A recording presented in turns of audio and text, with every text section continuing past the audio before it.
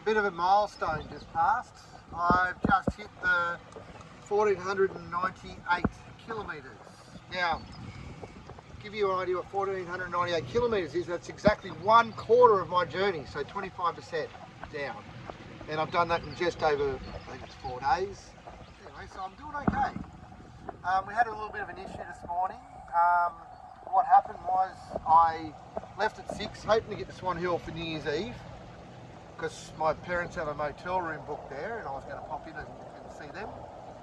And then got about 2 k's down the river and felt a massive big thump, and I ran over a log and bent the shaft. Now there was a lovely guy in the town was Lemon or something like that.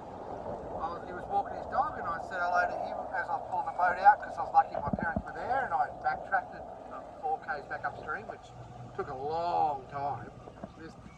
Truthfully, this boat's not designed to go backwards up a river. It also used a lot of power.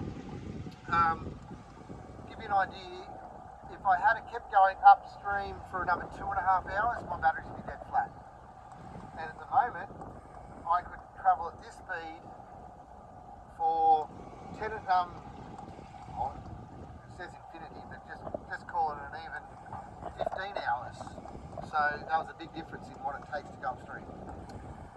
So we're now heading down to Swan Hill, which I'll be in Swan Hill in about probably tomorrow morning now. So it's New Year's Eve, about 2:15 in the afternoon. The amazing thing about now is we are generating so much power. This is the best day I've had in the river. I haven't seen one cloud all day. I haven't seen anything to slow us down.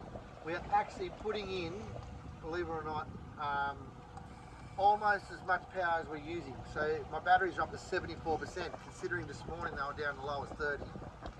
We're doing okay, and at 2:30. So I'll be well over 80% charged, hopefully if this keeps going, by tonight, or by this afternoon when I start using batteries again. Yeah, so we're 1/4 of the way there. So not a bad little effort. Anyway, I might just show you a view of the river, see what it's like at the moment, because we are flowing quite quick. I don't know if this is the best camera view to show you.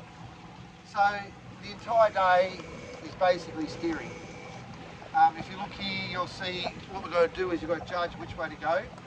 Basically, you can tell within reason that you want to stay to the right of the bank when you see a tree come in. So we're turning left now to dodge these 2 trees, because the tree on the right is actually obviously falling on the right hand side, and the tree on the left is on the left hand side. So we port around them like Titanic on an iceberg, and then we come the other way. Now, the other thing that makes it quite hard is the eddy current. So if you're hearing that zzz, zzz, zzz, that's not actually the electric motor working, that's my steering motor working to get us around more corners. Now, again, if you look here, this is what you've got to judge. There is a ripple in the water on the right hand side, so we know there's a log there. So I'm going to be pulling around as I get close to that, start turning now to get around that log, because I've got to dodge those other logs on the left.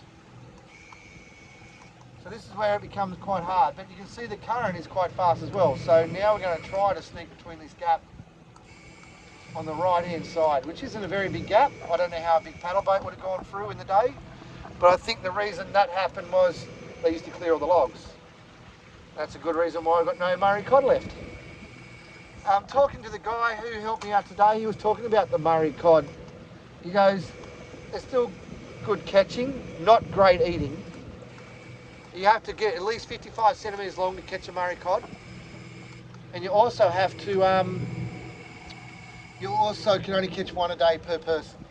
So it must be a good old sized cod if you get them, but at least they're still surviving in the river. But there's a lot more trees in the river now than what there was probably 100 years ago. Rightio guys, that was a little check-in. I'll talk to you soon and have a great day. Bye.